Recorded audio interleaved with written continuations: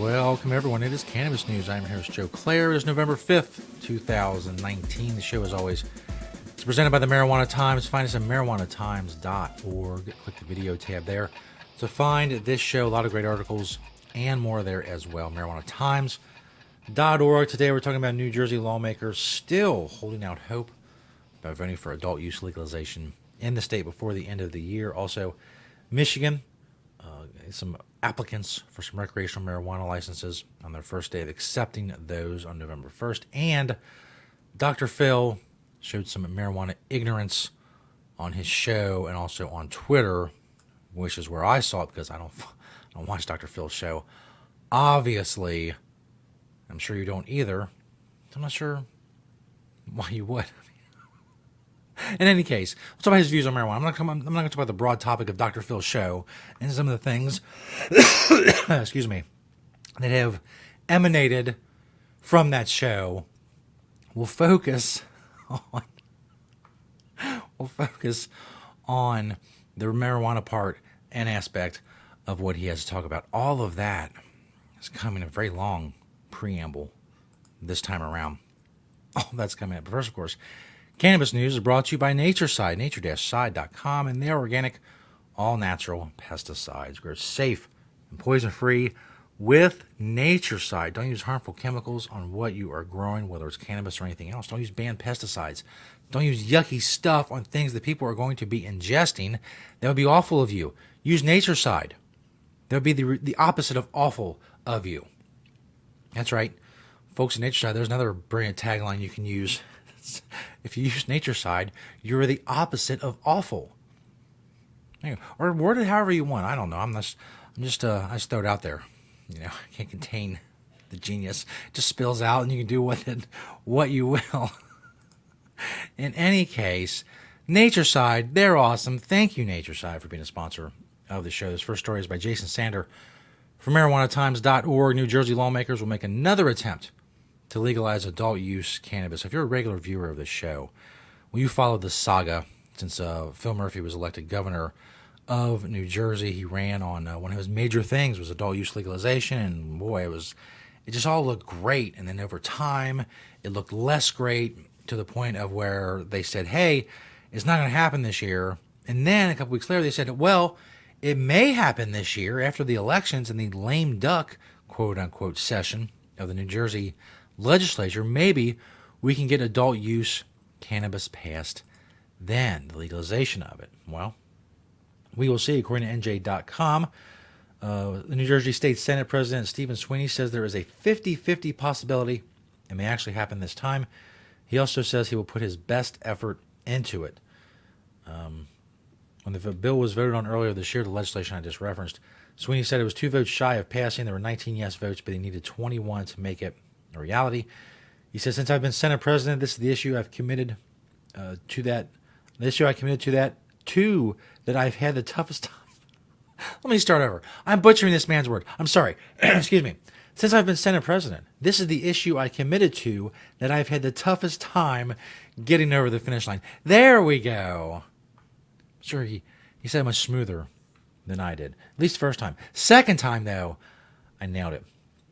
Lawmakers in support of legal cannabis in New Jersey have already put a backup plan into motion should this current push for legalization die again. The backup plan is to pass a resolution to allow voters to decide whether they want legal recreational cannabis in their home state.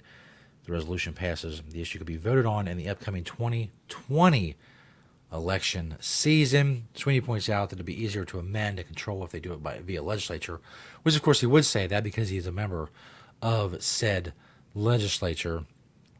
But if it goes to a vote in New Jersey, I got to think that it has a pretty good chance. I mean, polls in New Jersey have always been pretty positive. New Jersey is a pretty blue state when it comes to presidential elections, so I would suspect that it would have a good chance of passes. But we'll see what happens after today is election day, and many places we'll see when their legislature comes back before the holidays. What happens, we'll report it to you and let you know what's going on. We move now to Michigan. Michigan receives 52 recreational marijuana business applications on the first day. This is from cranesdetroit.com. The state of Michigan received 52 recreational marijuana business license applications Friday. Of course, that was the first day it began accepting them. Andrew Brisboe, executive director of the Marijuana Regulatory Agency, said the number is around what he expected, given that most municipalities in Michigan have opted out of pot shops for now.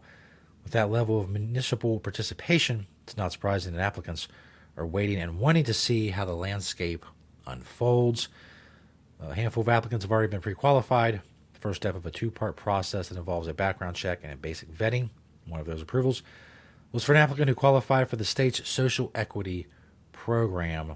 Brisboe says he expects the first license to be issued before the end of November, the end of this month in Utah. In Utah? What? And adult use. See, the genius can't be contained. I don't know what was genius about me saying Utah for no reason, but I'm sure that hopefully before the end of the episode, it'll be revealed to me, and I'll be able to reveal it in turn to you. Adult use retail sales are expected to start by the end of the first quarter next year, but they're not growing recreational marijuana yet in Michigan. There's not enough medical marijuana as is, so that's not going to make its way over to the recreational side, even if they were to change the rules to allow that.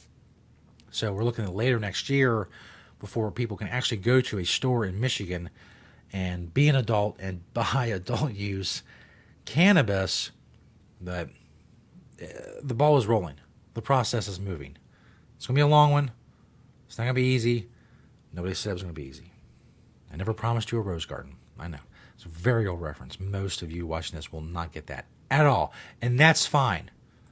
I don't mind. This last story is actually a tweet. I'm sure it's a story too, and I'm sure it was a video on his show, but I couldn't see the video. Here's what Dr. Phil tweeted out on November 2nd. And it's got a lot of attention from the cannabis community, to say the least. He says, when you smoke marijuana, it's like opening your computer up and pouring water inside. A lot of things short out and it connects where it's not supposed to, and it really creates problems. End quote. So that is his analogy. Smoking marijuana. And he means when you're young. When you're younger, this is what this is focused on.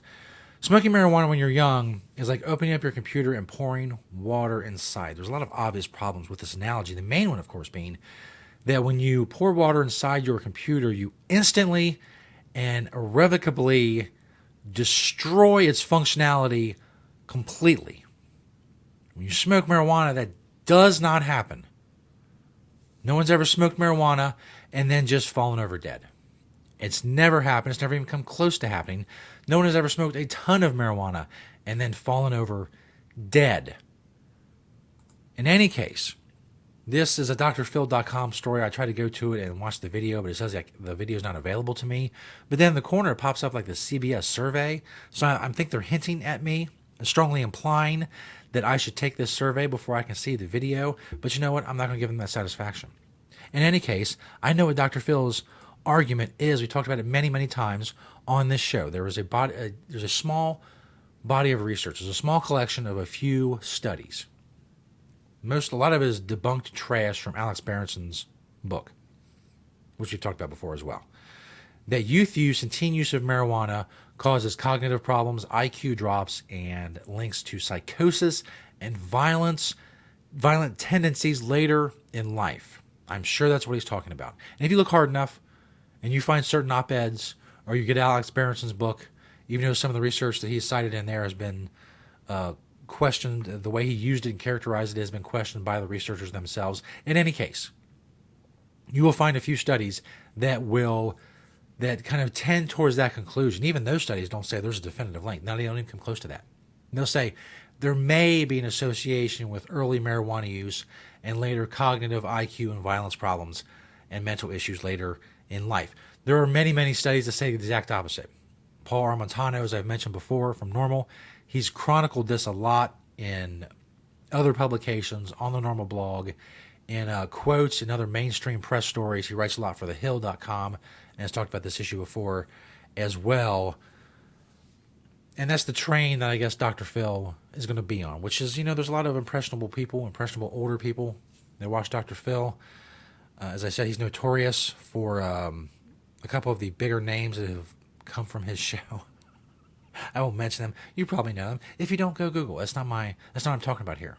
They're not marijuana related. This stupidity is marijuana related. So anyway, a lot of this is garbage that's been debunked. There's no, and in any case, ask any activist of legalization, and they will tell you, and what has been shown and borne out by the data so far, is that legalization, either teen use, youth use either stays the same or goes down under legalization regimes in various parts of the country and nationwide. Every other age group, when it's legalized, they're smoking mass weed. They're going nuts. And the older they are, the faster the amount of people in their age group that's using marijuana is growing. All age groups except teens. Legalization, because drug dealers don't check IDs, leads to less access and less interest from teens for using marijuana. So if your goal is for teens to use less marijuana, come on the legalization bandwagon with us, Dr. Phil. That's cool. I don't care why you jump on. I don't care if it's a stupid reason that you believe a few studies and you believe Alex Berenson. That's fine. If that gets you on the legalization bandwagon, jump on. But I doubt that's where he's going. But like I said, I didn't see the video. I'm not going to search on YouTube for it, which I guess I could. But I'm not going to expose myself to that. Like I said, I know the argument. We've done the argument. We've talked about the argument. I just gave you the argument. It's bunk. Yeah, that's right. I said it. It's bunk.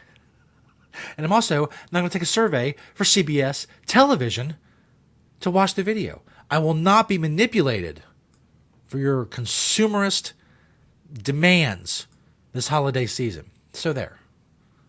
Taking a stand. Thanks, everybody, for checking out the show. Dr. Phil, you're a moron. But I think everybody knew that. I'm not speaking out of school when it comes to that. The Cannabis News, we're doing it here 5 days a week on and presented by the Marijuana Times. Search the Marijuana Times on YouTube, Apple Podcasts, Vimeo, all those great places to find the show, or marijuanatimes.org. Of course, Natureside, nature-side.com, a proud sponsor of the show. Thank you, Natureside. Thanks to all of you for watching and listening today. We'll see you next time right here on Cannabis News.